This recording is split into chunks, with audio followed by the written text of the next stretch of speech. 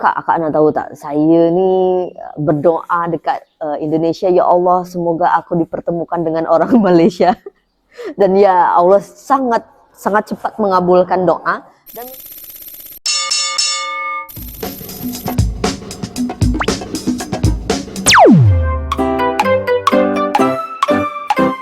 Assalamualaikum, hai semua, thank you so much for clicking this video and I hope you are in very good condition. Amin, insyaallah. So di video kali ini sedikit berbeda sedikit berbeda karena memang saya tidak berada di Indonesia maupun di Malaysia, dan saya saat ini berada di Australia yang nggak jauh lah ya dari Indonesia dan Malaysia.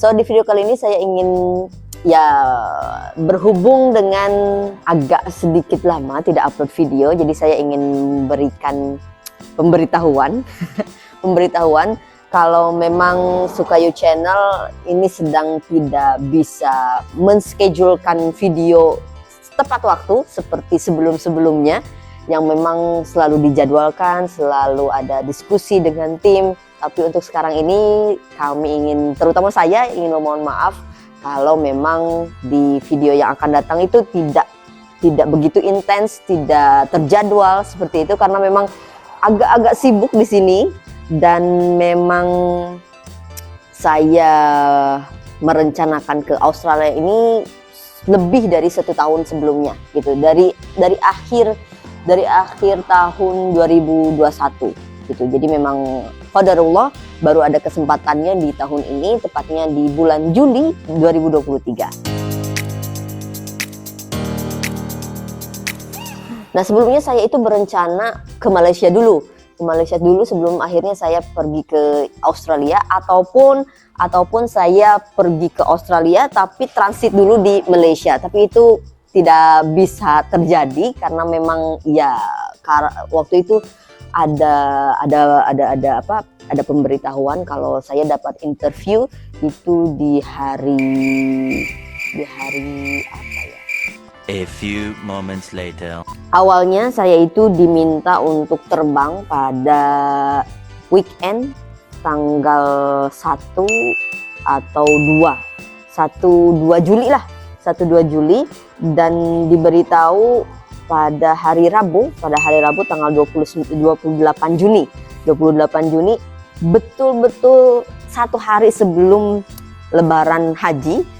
Dan ya saat itu kan agak panik juga ya, jadi orang-orang tuh takbiran di malam Lebaran, malam hari raya haji, sedangkan saya dan teman saya itu hunting tiket untuk pergi ke Australia. Dan kebetulan memang ya kalau agak mepet kan agak susah juga ya cari tiket pesawat.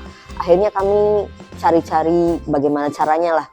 Kalau misalkan saya kebetulan terbangnya itu ke Adelaide, jadi dari Jakarta ke Adelaide itu sama sekali nggak ada direct flight, dan adanya waktu saya cari dari Jakarta ke Adelaide itu tuh hanya ada transit ke Singapura, dan itu harganya 12 juta guys. Dan ya agak panik juga untuk saat itu. Akhirnya kami itu mencari alternatif lain. Sorry, musim dingin di sini. Kami itu mencari alternatif lain dari coba-coba cari tiket pesawat dari Jakarta ke Singapura dulu, dari Singapura baru ke Adelaide, atau enggak dari Jakarta ke Kuala Lumpur dulu gitu kan. Akhirnya mentok-mentoknya saya itu langsung ingat, coba dari Bali, karena dari Bali kan banyak sekali turis dari Australia ya. Dan memang alhamdulillah qadarullah ada tiket pesawat dari Bali ke Adelaide pada tanggal 3 Juli. Dari tanggal 3 Juli. Jadi saya itu terbangnya itu dari Jakarta ke Bali dulu, dari Bali baru ke Adelaide, kayak gitu. Nah awalnya itu saya memang inginnya itu berencana, ya manusia hanya bisa berencana. Saya itu terbangnya dari Jakarta ke Malaysia dulu, diam dulu di Malaysia 1-2 hari baru ke Australia. Ternyata tidak semudah itu, dan ya alhamdulillahnya masih dapat rezeki untuk terbang dari Bali ke Adelaide gitu. Jadi perjalanan menempuh kurang lebih 4 jam setengah gitu, dari Bali ke Adelaide. Kemudian waktu itu saya meminta izin dulu kepada tim kalau saya di Australia akan membutuhkan waktu untuk menyesuaikan diri. Lagi-lagi kalau di Australia ini pada bulan Juli Agustus itu memasuki musim dingin. Dan memang ya saya di Indonesia memang ada 2 musim saja kan, musim hujan dan juga musim kemarau. Jadi memang butuh penyesuaian lah, butuh penyesuaian. Jadi ketika saya datang ke rumah sini pun dingin sekali dan setiap kali masuk ke kamar itu maunya selimutan, rebahan kayak gitu. Dan ya baru beberapa hari terakhir saya beli heater, saya beli untuk penghangat ruangan dan alhamdulillah bisa lebih banyak beraktivitas daripada sebelumnya ketika saya belum memasang heater tersebut. Gitu. Kemudian untuk di awal-awal saya datang ke sini memang rush sekali, memang padat sekali jadwal saya, maksudnya kegiatan saya. Saya datang ke sini itu hari Selasa tanggal 4, saya langsung mengurus nomor rekening, langsung mengurus SIM card, langsung mengurus nomor pajak karena memang harus ada pajak untuk saya berada di sini karena memang salah satunya untuk bekerja. Dan di minggu pertama itu memang saya tidak bisa menghandle apapun. Jadi saya cuma fokus untuk awal-awal kehidupan saya di sini, kemudian untuk menyesuaikan dan untuk mempersiapkan hari pertama saya bekerja di sini, seperti itu. Dan ya alhamdulillahnya interview waktu itu hari Rabu. Saya datang hari Selasa, interviewnya itu besoknya dan hari Jumatnya itu saya datang lagi dan alhamdulillah hari Seninnya tanggal berapa tuh? Hari Senin tanggal 10 saya udah mulai bekerja gitu. Jadi memang ya minggu pertama rush sekali. Minggu pertama memang sibuk sekali dan memang tidak bisa ngapa-ngapain dan ya cuma bisa menyesuaikan diri lah seperti itu. Dan menariknya, Masya Allah, ketika saya di Indonesia, saya itu berdoa untuk dipertemukan dengan orang Malaysia selama saya di sini gitu. Dan setelah saya masuk kerja untuk pertama gitu kan, saya cari-cari mana nih, ada nggak ya orang Malaysia gitu kan. Kalau orang Indonesia lumayan banyak. Saya pun interview, kemudian ada induction itu dengan bareng-bareng lah dengan orang Indonesia lainnya. Dan setelah saya masuk kerja pertama, ditempatkan di posisi saya, kemudian saya dipanggil, can you come here, gitu kan. Saya orang Malaysia, so saya akan cakap dalam bahasa Melayu, kayak, ini orang Malaysia gitu kan. Tim leader saya orang Malaysia dari Negeri Sembilan. Kemudian dia bilang, oh saya suka lah dengan kalau misalkan saya suka kalau memberikan instruksi kepada orang Malaysia. Jadi saya tak perlulah bagi instruction dalam bahasa Inggris katanya, karena ya bahasa Inggris di sini agak-agak gimana gitu. Jadi agak-agak ya kalau datang ke sini tuh jadi bahasa Inggris kita tuh jadi agak terbatas gitu kan. Meskipun ya butuh penyesuaian. Jadi intinya waktu itu tuh tim leader saya bilang, ya kalau misalkan ke saya sebagai orang Indonesia, dia orang Malaysia, jadi ya lebih mudah lah untuk memberikan instruksi saya harus apa, saya harus ini, saya harus itu. Dia dalam bahasa Melayu, saya dalam bahasa Indonesia, tidak begitu jauh beda dan ya memudahkan untuk kami ketika berinteraksi, ketika kami berkomunikasi seperti itu. Dan memang saya bilang juga ke tim leader saya tuh, Kak perempuan, akak nak tahu tak, saya ni berdoa dekat Indonesia, ya Allah semoga aku dipertemukan dengan orang Malaysia. Dan ya Allah sangat cepat mengabulkan doa. Dan memang di perusahaan saya tuh, di tempat saya kerja itu cuma ada 2 orang Malaysia saja gitu kan. Ya Allah mendengar doa dan ya saya banyak berinteraksi dengan tim leader akak nih. Jadi kayak, oh Masya Allah. Jadi jangan lupa berdoa. Untuk apapun itu nggak apa-apa, berdoa yang spesifik aja. Insya Allah nanti akan terkabulkan, dan ya berdoa memang harus spesifik katanya gitu. Kemudian hal menarik di sini tuh karena memang lebih multikultural. Saya ketemu juga dengan rekan kerja yang lain yaitu orang Cina. Dia mungkin melihat saya dengan tim leader saya itu berbicara dengan saya bahasa Indonesia, dianya itu pakai bahasa Melayu, terus tanya, you guys can speak in your language gitu kan, in your original language. Yes, saya bilang seperti itu. Jadi memang masih ada beberapa orang dari luar negeri yang memang belum tahu kalau orang Indonesia dan orang Malaysia itu, kami itu bisa berbicara, we can talk in our original language and we can understand each other gitu kan. Walaupun ada beberapa kata yang memang agak-agak berbeda, sedikit berbeda, dan ya itu bisa jadi salah paham, dan ya itu tidak begitu berarti lah. Kita masih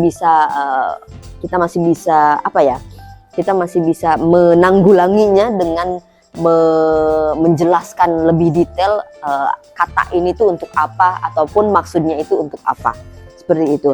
Dan memang saya setelah orang Cina tersebut bertanya gitu kan, kalian kok bisa ngomong satu sama lain pakai bahasa original kalian, dan akhirnya saya penasaran kan, saya tanyalah ke rekan kerja saya tanya langsung, do you know that me Indonesian and she, saya sebutkan nama, our team leader gitu, we can talk in our original language. Jadi terus teman Australia saya tuh, oh really, I just know gitu. Jadi kayak, oh gitu, saya baru tahu kalau orang Indonesia itu dan orang Malaysia itu bisa ngomong langsung gitu, nggak usah pakai bahasa Inggris gitu kan, untuk kami bisa berinteraksi.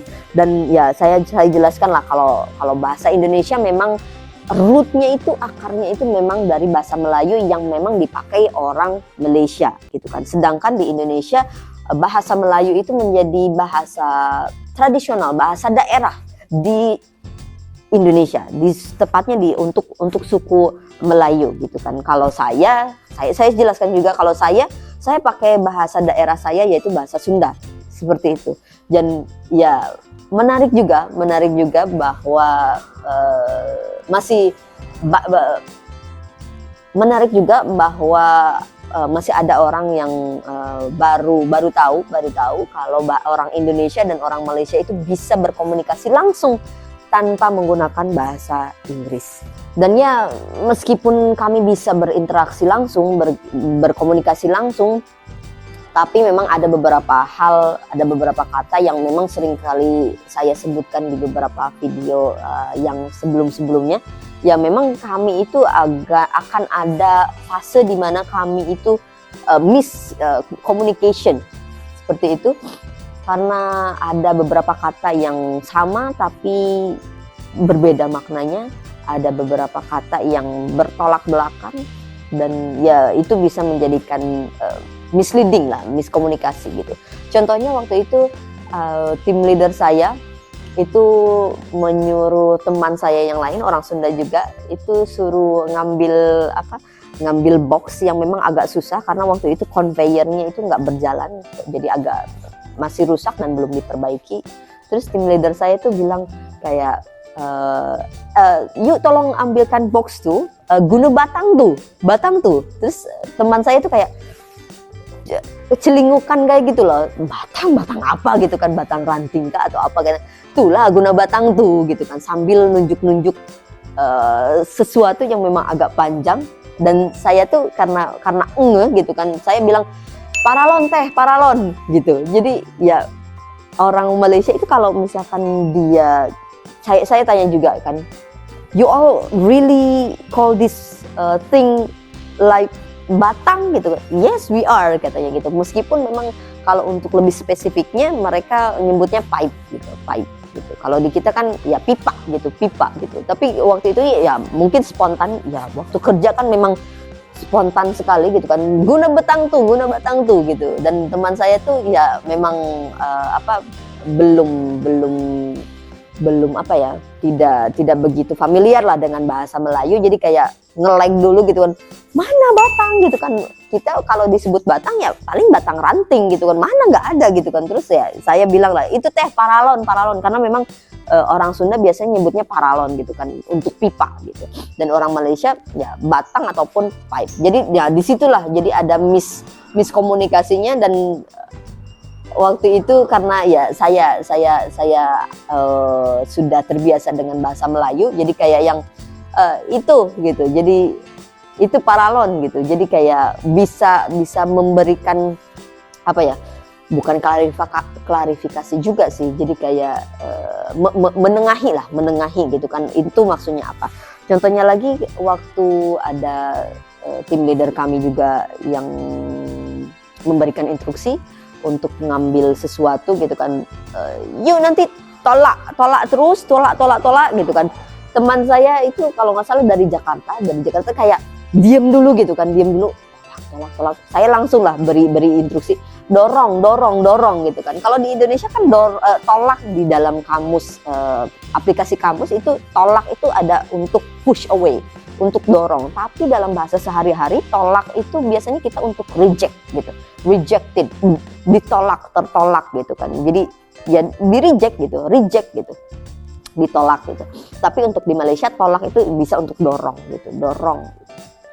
Dan ya disitulah salah satu bukan kendala juga ya, jadi ya sedikit agak ada sedikit masalahnya antara bahasa Indonesia dan Malaysia, karena memang katanya sama tapi maknanya itu berbeda. Kemudian meskipun saya sudah familiar juga dengan bahasa Melayu, tapi ada beberapa saya masih banyak lagi harus belajar. Dan waktu itu tuh kayak tim leader saya tuh bilang, nanti kalau ini udah berjalan, si conveyornya itu udah berjalan, kamu tolak pantas.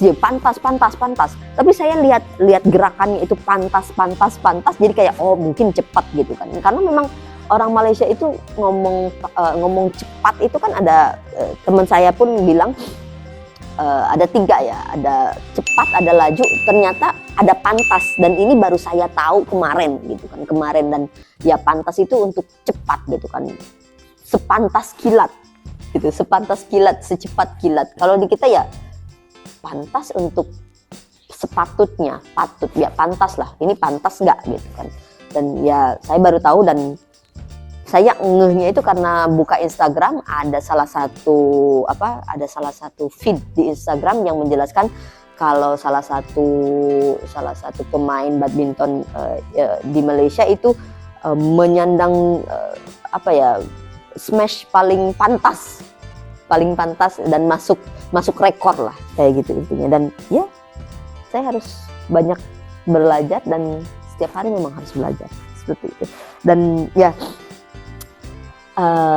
itu saja mungkin untuk video kali ini yang ingin saya sampaikan, bahwa saya ingin berterima kasih terutama karena Sukayu Channel sudah mencapai 100.000 subscriber, dan alhamdulillah kami sudah mendapatkan silver play button, dan ya belum ada kesempatan untuk unboxing sama-sama, tapi alhamdulillah kami sudah dapat. Dan ya saya datang ke sini,